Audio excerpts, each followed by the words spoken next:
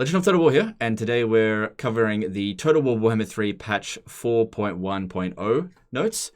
So this patch hasn't yet gone live, but I believe it's going to go live very soon, perhaps by the time this video even comes out. So there's a few things I want to cover over on this this patch notes. There's a few things I'm going to glaze over. So things I'm going to not really pay any attention to are things like graphical things. It's mostly just bullet points. You can just read that out yourself. I will leave a link to this in the description. And things like multiplayer, which I don't focus on whatsoever. So the multiplayer changes, just I don't have an opinion on it. And basically anything that I don't have an opinion on, I'm just going to glaze over. So the things that I want to focus on, though, are mostly mentioned here. So tear down those walls and bolster your own with the latest settlement and siege battle update. Mix things up on the fly with skill point reset. This is, I think, a really positive change, but we'll get into that in a minute. Projectiles find their way with homing 2.0. And customize, that's a pretty minor change. And then there's various other things, very smaller changes done to each individual race, some more than others we'll go into.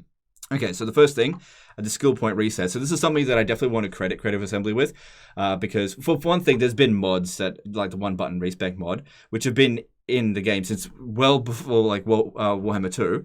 And really, this probably should have been in the game, base game at launch.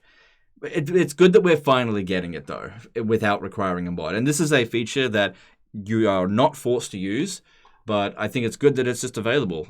Anyway, so I think this particular design has a little bit of an unintended consequence, which I'll go into now.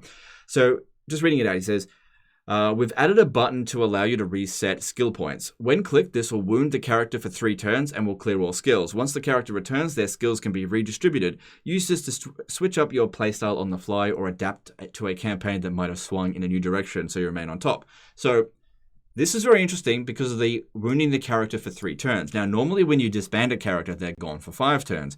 Now, not in every single campaign, but in some campaigns, I oftentimes need to shift characters around constantly to various shifting borders. For example, the Empire.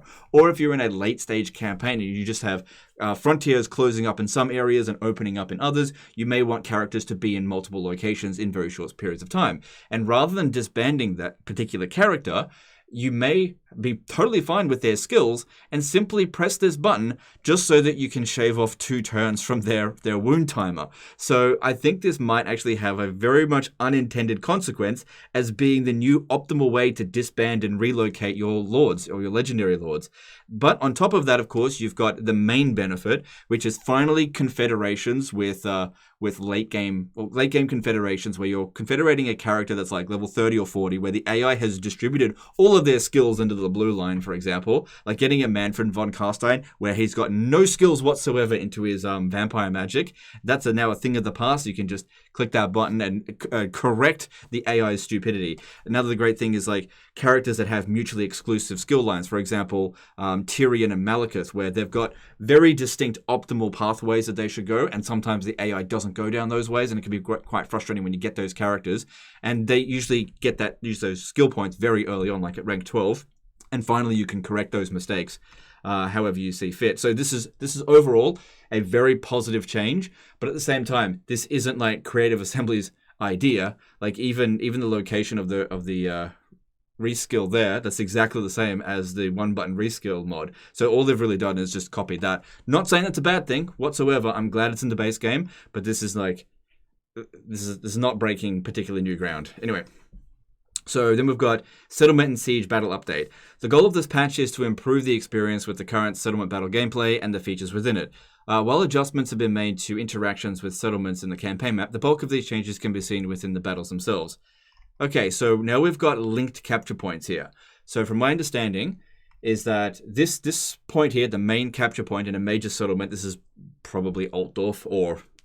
In terms of the Empire, they only really have 2 variations of their settlement type. So this Altdorf settlement is this one, but they don't have much variation. They've got no unique ones, for example. But anyway, so that's the main capture point. If you want to win via the victory tickets, which is normally what I do with sieges, I cheese them. I get 3 characters on horseback to basically just cap all the points, and the AI just doesn't know what to do with it. So now I can't just run straight to here. I have to cap this one here first in order to unlock this one. So that, in terms of my particular strategy or tactics for these battles, is probably only going to be a speed bump. Not a big deal since I usually win these battles very quickly anyway. It only really can't do that in massive sieges, and I just try to avoid those ones because I personally don't enjoy the sieges at all, so I try to just basically skip them. But that's just my personal experience with them. Now, I don't think that dealing with the scored way of gaining victory is the optimal way that, well, really the desired way that the battles should be fought. These should be battles, not games of King of the Hill. For one thing, having the AI actually leave units behind to defend these positions would make a big difference, because oftentimes the AI will just leave their entire force at the front of the settlement. And because the battlefields are so large now, you could just run straight past them with fast characters. And since most of the garrison will be infantry, they just simply can't react to it in time. And then they might get close to it and still not quite try to recapture these points.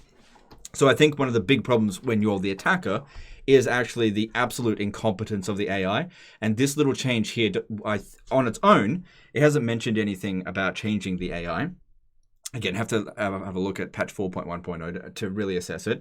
But if they haven't changed the AI, it's not going to make any serious difference here. But this is interesting. It'll definitely make it interesting for you as the defender, because normally you'd have to fall back to this position or even to start in that position. And that one there is not the best defensive position. This one here is much better. But now what you could do is defend this position here and just ignore this one, and the AI won't be able to recapture it. It'll be interesting to see if the AI tries to capture this, even though they can't. So I'm curious to see if the AI has been updated to understand this new system, because as far as I'm aware, basically the more complicated the systems, the AI just can't handle it. It's just not a good AI in Total War Warhammer 3, but it'll be interesting to see if they actually did manage it. Like if they just park characters in here, constantly trying to cap the point. In fact, I've seen in settlement battles, flying characters attempting to capture points, even though they're not actually allowed to do that, as the AI, that is. So it'd be interesting to see that. I think when it comes to the sieges, there are two main problems. The AI is brain dead, and that's just the first thing they need to fix. And then the second thing is walls. Walls are just not very useful. You need to increase the potency and value of walls. You know, having these big walls that just provide no advantage because enemies can fly over them, they can break through the gates very easily, they just climb over the walls, because usually if you're defending a siege, the enemy outnumber you. So holding all positions over the wall to prevent them from climbing over is usually not a viable tactic.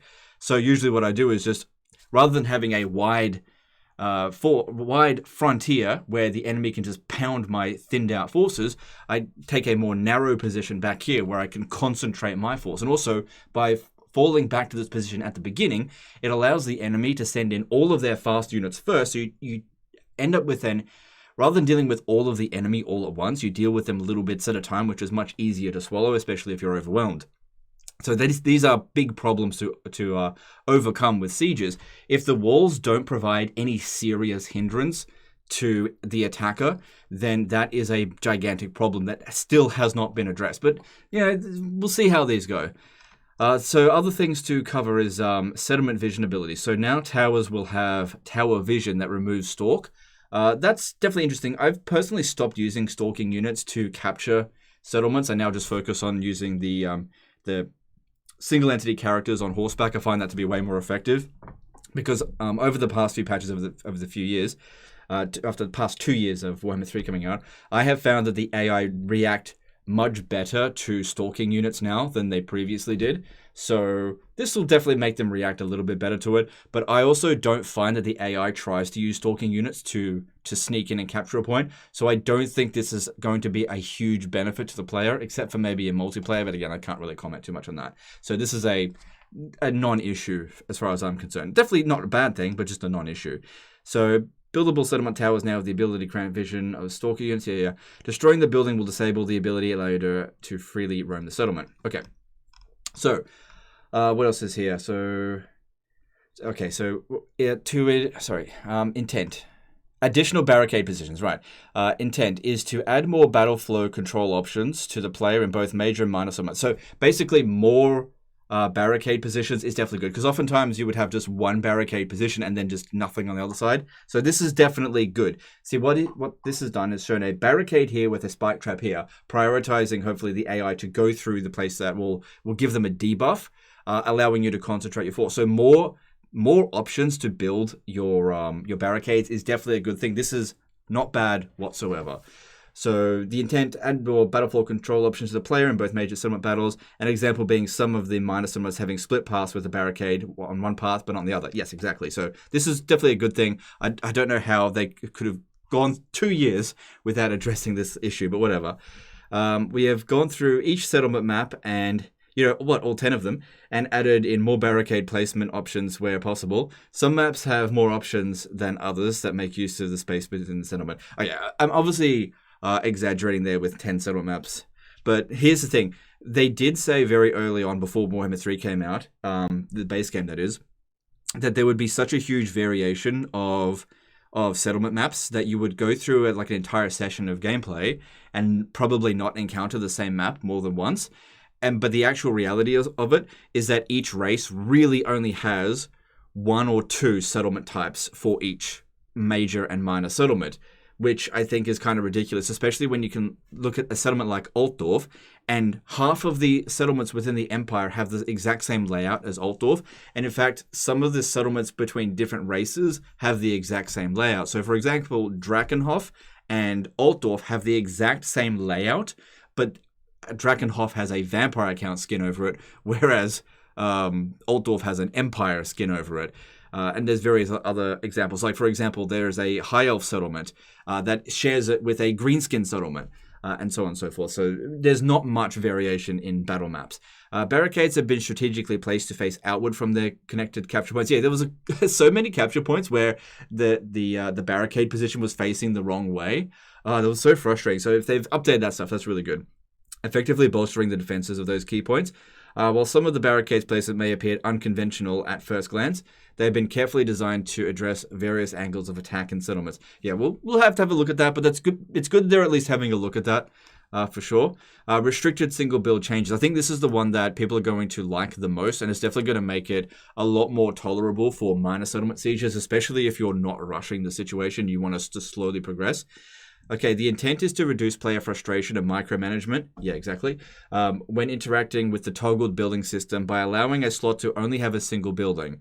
So what I'm assuming is that once that building has been destroyed, it's destroyed for the entire rest of the battle. It can't just be rebuilt 5 minutes later, or 2 minutes later, or instantly as it used to be done. The player attacker/defender ratio is 70-30 for minor settlements and 87-13 for major settlement battles. That really gives you an idea, right? People, as far as I'm aware, I can tell from my own personal experience, hate major settlement battles. They fucking suck. And the fact that most people are not fighting defensive sieges, there's a reason for that, is because you get an auto-resolve buff if you're defending, but the defender doesn't have an advantage in most cases, and so most people will probably just auto-resolve the defensive sieges because you just don't stand much of a chance anyway. And when you're the attacker, because you're going up against an auto-resolve cheats, you're almost always incentive to manually resolve those battles, which is why you get such a ridiculous ratio there. So again, problems in the core gameplay that cause these ratios to happen. The changes should make these battles more enjoyable when playing as the attacker. Well, we'll see. We'll see. I'm probably still going to cheese them, but whatever. I don't see anything here that's going to stop me from cheesing it. If anything, this is actually more cheesable because you can just send a flying unit around to go and cap these points, or even you cap a point, like one of these capture points here, and demolishes all the barricades and all of the towers, and then they just don't get a chance to rebuild them. And then if you have to send in your main force, you've already cleared out all of their internal towers. Various things that you can do to overcome it. Basically, I don't see the AI really benefiting from this particular change. The whole point of constantly allowing them to rebuild their towers was mostly a benefit for the AI, since the player will be a little bit more cautious than what the AI is on those sort of attacks. Okay, so we've changed the way that buildable towers and barricades can be interacted with in battle. The deployment phase will remain the same. The changes will be during the battle phase and will limit building slots to only one building. What this means is that once you've built in a slot, you will not be able to dismantle it or rebuild it when it's broken. Plus, once a building has been destroyed in that slot, it is gone forever. You can still swap out and upgrade building variants throughout the battle, but you will now need to save up for the more expensive towers to deploy them later on in the battle. So I imagine if you build a tier 1 tower, you can still upgrade it to tier 4 and vice versa. But you were never able to put a barricade in a tower position, so that's a bit weird. But I might just be misinterpreting that, whatever. Okay, so weapon damage versus building rebalance. Right, so now it's actually giving you some information about which units are good at taking out towers and buildings, like walls. So providing, basically this extra information will only be applied for units that have a bonus. If it doesn't present this information, it's just a standard. Right. The intent is to increase the overall time it takes for units to destroy buildings. This will come alongside a building health balance. Yeah, because currently it's very quick to demolish walls and barricades. They don't provide much holding power. So that's kind of good. So we'll see how that goes. Building health, rebalance, and progression is intended to add more incentives and usefulness to upgrading the wall building. Right. So as you upgrade your settlement on the campaign map, it should increase the health of the walls. Personally, I don't see that as being a reason to hold the walls. The health of the wall has never really been that much of a concern for me. It's more of a case of the walls are usually quite, like you've got a long ring of walls, and the garrisons are usually not big enough to hold every position on the wall to stop anyone from breaking through. But even if they were to climb up on the walls using ladders or siege towers, you don't have any advantage fighting on the walls. So why would you do it? Whereas fighting in choke points with tower support gives you quite a bit of an advantage.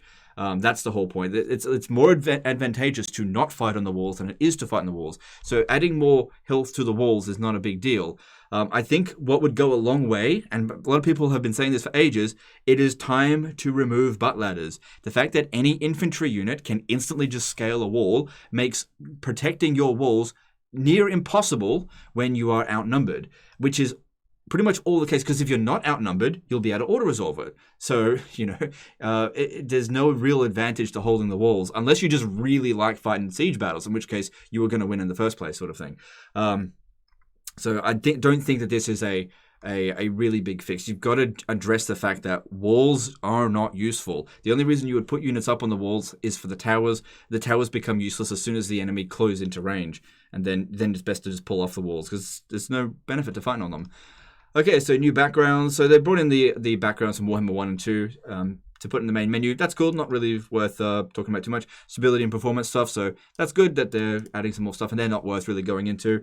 Gameplay, rules, and systems. Reworked homing projectiles to be far more aggressive and accurate in their homing, enabling them to hit their targets more consistently. I haven't personally found that to be an issue previously, but then again, I do try to dodge missiles and try to wait for the right time to actually hit a target, mainly when they're stationary. So this will be interesting to see if there's any serious difference there. Fixed pending diplomacy offers not being interactable if they're received. Yeah, okay. Spellcasters without sniper now revealed. Okay. Fix an issue with the Warriors of Chaos Norska. Okay, whatever. And some of the stuff is pretty minor, not really worth reading out. Siege capture points. Yeah. Okay. Yes, some of the stuff seems pretty minor. You can just, if it's just bullet points, you guys can read over it. If I don't have an opinion, then I'm just going to move on from it. AI rules and logic. Fix an issue where AI flying units remain idle after deploying within the attack and reinforcement army. Yeah, well, we'll see. Yeah, look, when it comes to AI rules and logic, I really need to actually play the game, because I do not trust patch notes when it comes to AI rules and logic. I find that the stuff goes out the window, because what says is oftentimes not the reality of it. So I'll just have to make my own opinions about this stuff as I play the game, if I play the game, over the next few weeks. So exploit fixes. Fix an exploit where casters mounted on warbeasts could cast magic spell and then move to avoid paying the winds of magic cost for it. I've been aware of this for a long time. I don't personally make use of it because I think it's low impact, but I know there's a lot of people that's going to be unhappy about that because they were able to cast essentially unlimited fireballs throughout a battle. But, using fireballs to win an entire battle, you'd have to cast a lot of them, and I can't be bothered, since battles are actually not that difficult. So Immortal Empire's achievements unlock conditions. I believe previously you had to do domination victory. Now you can get it with long victory type. So to put things in perspective in terms of my personal play, I haven't yet achieved a single Immortal Empire's achievement because I haven't yet won a campaign to domination victory, because I quit my campaigns by turn 30. So even with long victory type condition, I'm probably still not going to get very many, or if any, of these Immortal Empire's achievements. Plus, these achievements I already achieved back in Warhammer 2, and I just kind of can't be bothered. I have huge Total War Warhammer fatigue now. I need to see massive improvements to the actual gameplay in order to see me play a longer campaign. Otherwise, I play my sessions for 30 to 50 turns, and then I just move on to the next one. But that's just, that's a me issue. Maybe this will be good for a lot of other people. Battle adjustments, single entity knockdown reactions. So this will be interesting to see. Again, this is something that we really need to play the game and see, because this is stuff that they've talked about in the past, and then reality doesn't match what they've said here. But basically, it should be easier to deal with single entities that can be knocked down. So, for example, it can be very difficult to kill a goblin character because they've got low mass. And what'll happen is, like, let's say you're using a cavalry unit to charge into a goblin shaman that's on foot, and you'll charge into it and you knock it down, do no damage, and then your unit will constantly be charging, trying to run it over, and then just constantly knocking it back over. And you really just want it to stop, wait for it to get up, and just use its melee attack. And that can be very frustrating. But apparently now they're sort of fixing that kind of stuff. That'll be interesting to see. It's sort of rare issues. It's definitely still annoying. So projectile homing 2.0. Basically, the previous projectiles were not particularly homing. They would do it a little bit, but now it's apparently a lot more homing. We'll just have to see over time how massive the improvements are. I know there are quite a lot of spells that are very difficult to dodge, and there are some spells that are very easy to dodge. So, for example, Fireball is one of the easier spells to dodge. We'll see if that makes any difference. But spells like Vindictive Gaze has been very difficult to dodge. In fact, you would need terrain obstructions in order to dodge it usually. So it'll be interesting to see with that one. So there's a list of units that have been affected by it, but I'm not going to just read that out. You can do that yourself. So races and rebalance. General, the embedded hero action training now increases experience gained for units within the army rather than a flat amount per turn. It's probably good. It depends on what the percentage is. Like if it's 5-10%, that's not particularly impactful, but if it goes up to, say, 50%, that'd be pretty good. That will massively allow you to rank up your characters, your units much quicker, and that could be especially useful for the Warriors of Chaos because they need to use the warband system. Added missing garrison units to the Empire forts, High Elf gates, and Great Bastions. Cool, whatever. Fix an issue that would allow units with stalk fire while moving, but not snipe to fire. Yeah, I was aware of that one. I didn't think that was a huge deal, though. Skills in general, fixed a large number of red line skills that apply to rank 7 and above units, but were not applying to the relevant regiment around unit. That's been around for ages. It's good to see it's being addressed. Added character traits for when fighting battles and using hero actions against the Chaos Dwarfs. Cool. Items and ancillary. So, okay, this is one that I think some people are going to be really upset about, but I'm personally really glad for because I hate doing this crap. The student and archivist follow will now drop when a character ranks up on the same turn when a faction has completed a researching a technology rather than when the faction was not researching. So what would end up happening in my live streams is people would constantly be saying, Legend, you should turn off your technology so that you can get students and archivists. And I just knew that I wasn't going to be playing the damn campaign beyond turn 40, so I just didn't care. So now I don't have to worry about that micromanagement, but I know some people really like doing that kind of stuff and they're going to be upset by this because what that means is that people who didn't use that trick are going to get more students and archivists, and people who were using it, sorry, let me just say that again. People who weren't using it are going to get more, and people who were using it are going to get significantly less. Fix a number of issues with the Sword of Cain. It'll no longer be awarded to quest battle factions or non-standard armies, caravans, disciple armies, ogre camps. It'll correctly return to the Shrine of Cain when the owner is defeated by an army that is not able to equip it. Okay, that is actually really good because sometimes you want to get rid of it, but you can't find a valid target to steal it off you. Because, yeah, the Sword of Cain can be a double-edged sword, so to speak. We've added ancillary set bonuses. Good, I really like ancillary set bonuses. Okay, so Mother of Stankia, Miao Ying, Zhao Meng, Yuan Bo. Astrogoth Ironhand. Astrogoth Ironhand. He has a set. Why doesn't he is in there either? Fuck. You're missing one. Whatever. At least these ones here are getting it. General updates. So just in case you're not familiar with that, set bonuses are when a character has more than one unique item, and if you get all of their unique items, you get an additional bonus. It's usually +1 control faction-wide. And various other things. I like getting the set bonuses, and there are some characters that just don't have it. I'm glad to see that some are getting some more of them. So yeah, I'd be interested to see the Miao Ying, Zhao Ming, and Yuan Bo ones. But Astrogoth Ironhand is another one that is missing a set bonus because he's the only Dark Elf legendary, not Dark Elf, Chaos Dwarf legendary lord that doesn't have, so that has got 2 unique items and doesn't have a set bonus. Anyway, so going through this stuff here, Beastmen. Added missing corruption effects, okay. Added unique Herdstone, Billings, and Kislev, Zarnagran, and Wage In. Yes! Love that, because I like playing as a beastman, and this gives us more incentive to actually go over there and capture those points. You were already able to get a unique landmark building at Zarnagran, but it seems now you have a unique like the main building at Zarnagran. So this is good stuff. That's very positive. Fix some cases of events appearing for beastmen that would modify unit recruitment costs. But yeah, okay, fair enough. That's back from like pre beastman rework that hasn't been weeded out until now. But that's not a big deal. Beastmen will no longer receive events that affect growth in a province. Yeah, fair enough. Beastmen factions will no longer receive missions to control provinces or gain income. Yeah, that makes sense. Fix the rare instance where after fighting beastmen in final battle, identical imposters of Karl Franz. Yeah. Fair enough. That was a really rare one. We saw that ages ago. Fix an issue where if the beastman characters were being recruited at rank 15 or higher due to a reward or dread being unlocked, the challenge to strong survive was no longer possible to unlock. Right. Now we'll progress when characters are recruited at rank 15 or higher. Okay, fair enough. Okay, so then we've got... Yeah, I don't care about unit changes. Those are mostly multiplayer stuff. This stuff here doesn't change... If it doesn't change their functionality, then I don't think for campaign it matters at all. And that's something that I'm only going to focus on. Skills... Yeah, I'm not...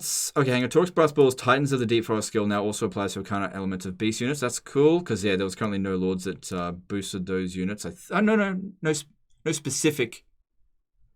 I think they were boosted in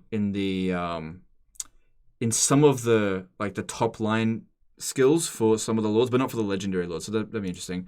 I need to have another look at that. Fix Kazrak skill Houndmaster not applying both effects to feral manticores. Okay. Morga skill abstraction of Zinch now applies to Zangors. Okay, fair enough. Okay. Those are some good changes to the Beastman. I might start up another Beastman campaign. Maybe, we'll see. Bretonia. Fix Bretonia not being able to sack or raise Beastman Herdstones. Yeah, that's probably a good thing. That they fixed that is. Fix the Estalian Diestro follower not being available to Bretonia when it was intended to be Empire only. So that basically nerfed them a little bit. Whatever. Not much of a change there for Bretonia. I do feel like they need a little bit more love, but whatever. So Chaos Dwarfs. Heroes can no longer be embedded into Chaos Dwarf convoys. I wasn't doing that, but that's largely because I wasn't playing that campaign where you've actually got a huge abundance of heroes. So some people will not like that, but I don't personally care. Fix an issue where certain buildings cannot be constructed in the Tancred Castle settlement in the Realms of Chaos campaign. I don't play Realms of Chaos campaign, so I don't care. Fix the number of innate traits that were not functioning for the Chaos Dwarf characters. Right. What was it called? It was one that reduced the upkeep cost for... Iron Sworn. I've already forgotten the units. I haven't played it in so long. But yeah, there was a trait for the the gunner character. I've already forgotten their names. Technology. Fix some missing tooltips for Chaos Dwarf technology tree when massing over resource cost. The unilateral agreements technology now functions correctly. I didn't know it was broken. Fix some magic items not dropping via the Tower of Zarseed. Chaos Dwarf specific magic items will now also drop after battle victories. Okay, well that's good stuff. Overall, I think that's a positive change. Especially this one here. I'm happy about that one because there were a lot of traits that just didn't work. You know, I mean, it didn't take them that long to fix it. It only took about 6 months to fix database issues. Demons of Chaos. Who cares? But anyway, the Shrine of... Yeah, I don't care. Okay, sorry. I don't care about... Fuck off, Daniel. Anyway, Dark Elves. Fuck off. No, I'll read the Dark Elves. Fix an issue where AI-controlled Dark Elves weren't recruiting Black Arcs. Yeah, I saw that. I didn't really care because I don't really like dealing with Dark Elves. But so now we'll see more Dark Elves. Black Arcs, I suppose. Fix the Dark Elf settlement building in Nagarond, Lothern, and Toy of Res, and the High Elf colony settlements, not affecting corruption. Okay. Fixed an issue where Marathi was able to construct buildings in the Empire Fort settlements. Unable to. Okay. Don't care about unit. Okay, so I don't know. I don't play the Dark Elves enough to really be impacted by any of these changes, except for that one there. But I guess that makes sense. The AI should be recruiting Black Arcs. And this will actually benefit the player character if you're playing Dark Elves. Because that way when you confederate another Dark Elf faction, you'll inherit some of their Black Arcs. And Black Arcs are awesome. So Dwarfs, huge. You could say here the Dwarfs got shortchanged. The Great Temple of Hashut desecrated and landmark. Tsar Nagra now provides Oath Gold instead of Winds of Magic. Oh, well, okay, let me just rephrase that. They were getting shortchanged, and now they're actually getting something of actual value to them, because Winds of Magic is useless to the dwarves. So that's not a bad thing. Grand Cathay. Heroes can no longer be embedded into Cathay caravans. Whatever. Fix an issue where after performing the Manners of State action, structured operation, and then saving and loading before performing a hero action would not remove the effect that granted the hero action success. Okay, so a bit of a bug there. You were no longer able to target Yuan Bo's deployed garrison armies with other Matter of State actions. Okay. This seems like it's mostly directed at rebalancing a little bit of Yuan Bo stuff, which makes sense. That was some very powerful mechanics that had some loopholes in them. The Grand Magistrate's Tactician Stand Your Ground skill no longer applies to all units in the army, just himself, the selfish git. Okay, it was already hard to justify recruiting this guy and just whatever. He does have some other effects that are okay. Closest to the heavens, reduce spell intensity from 50% to 20%. Okay, whatever. I just don't think that's particularly impactful. I don't really care that much about spell intensity in general. I just don't think it's a particularly impactful mechanic. Fix the clandestine trait for Cathay Caravan Masters not applying. Okay, whatever. The Jar of All Souls magic item is now restricted to lords only. Okay, so you can't equip that to heroes anymore or your caravans. Fix the Burning Van Braces item to heal. Okay, yeah, that's fine. So greenskins, let's have a look. Fix the soft lock where players could unlock both cooking slots in Grom's Cauldron before the Blacktooth mission to unlock them was issued. Now the mission will be immediately complete if they are already unlocked. Okay, fair enough. Fix the Sea Dragon's Teeth landmark building showing twice when playing as greenskin. Okay, I didn't go over there at all in any of my greenskin gameplay, so I never saw that one. So I guess it's a good fix that I never encountered. Fix some of units not unlocking ingredients for Grom's Cauldron. Okay, that's good. Yeah, so greenskins, just basically some bug fixing there. High Elves. Fix an issue where some High Elf Archmages weren't receiving bonuses from Lilith's Blessing Stance. That's good. High Elf Fortress Gate buildings now give battle supplies correctly. Cool. Remove the character type restrictions from the Advisor to the King. Right, because that used to only be available to be equipped to lords, and it looks like it can be put onto heroes now. So this is interesting because this increases the income in a province by 12%. So you can kind of use this now to put your characters in a province to increase the wealth of the province. Not to the same extent that Entrepreneur was able to do in Warhammer 2, but this is definitely something that some people might make use of. I personally don't think I'm going to make use of it because I think the impact is going to be relatively low, but it at least will be noticeable. You'd also have to get a lot of these advisors to the king, and they are rare to get. And then it's just a bunch of unit changes. Corn factions, including Valkyr, can now recruit the Gorgon Regiment of Renown. Cool. Minor change there, but that's not bad. Kislev, fix the incorrect army proof. Okay, yep, it's fine. Okay, so they don't get the Estalian Diestro as well. When a Kislev faction completes its water race, they will now receive a dilemma offering Confederation, Military Alliance, or War Declaration rather than Instant Confederation. I think this is good, giving you more options, because sometimes I would finish the race playing as Cataran and just not really want to confederate Castelton right away because he was quite useful as an ally. And it would actually weaken my position overall by confederating him. So that's good. It gives you the offer. And if you still want to confederate him, you can. It's just giving you more options is definitely a good thing. Added missing default diplomatic relations between Kislev and Vampire accounts. You know what? Just going back to this point here, it would be good if factions other than the Ice Court and the Orthodoxy would make use of this mechanic, at least somewhat. Like Boris doesn't really make use of it at all. Well, actually, what if... No, Boris doesn't make use of it at all. So this is only going to apply to Katarin or Castelton, I imagine. Tweak the Gate of Thrones. Yeah, that was Gate of Thorns. Yeah, some of the hexes were bloody ridiculously powerful, and this one here was especially powerful. So removing the direct damage when moving, I guess that nerfs it a little bit. I imagine more nerfs are to come because it is extremely powerful. So fixed a bunch of technologies there. Lizardmen, fix a number of instances where provinces were missing from the geomantic web or had links that were overlapping others. Lizardmen have been left behind a little bit. Fix a number of randomly dropped... If you're going to fix up the geomantic web, can we get a bit of a geomantic web update? Because it's a bit of a boring mechanic. And there have been mods that have come up with some really interesting ideas for the geomantic web that I really don't think are going to be particularly difficult to implement. But yeah, the Lizardmen have a lot of potential that is just not really being tapped into, just in terms of like fun mechanics used with some of their stuff. Like Geomantic Web is just not very interesting. You don't really make use of it until the late stage of the campaign, when you can actually bolster it beyond like level 2. At that point, the campaign's usually won. All right, fixed number of randomly dropping magic items that could not be stolen, fused, or salvaged. Fixed Oxyotl having a negative effect to building construction time as a reward for visions of the old. Oh wow, that's bad. Glad it's fixed. Lord Master Mundy's diplomacy effect in his faction now also applies to Chaos Dwarfs. I don't think that would have made a huge impact. I imagine they would have hated you by default anyway. Fixed Nakai's building Sentinel Hall, missing the population surplus cost. Fair enough. Fixed these. These are unit fixes. Nothing in here that I think is. Blessed Stegodons receive their missing 15% missile resistance. Okay, that's good. That's good. Okay. Coatls no longer instantly kill them. Okay, that's good. Nobody likes that. Unless you're going up against a Coatl. Nurgle. Nurgle cult buildings now continue to apply their effects when growth is at 0 due to having 5 population surplus. Right. I imagine that bigger changes to Nurgle will come with Thrones of Decay, which I will talk about in a moment.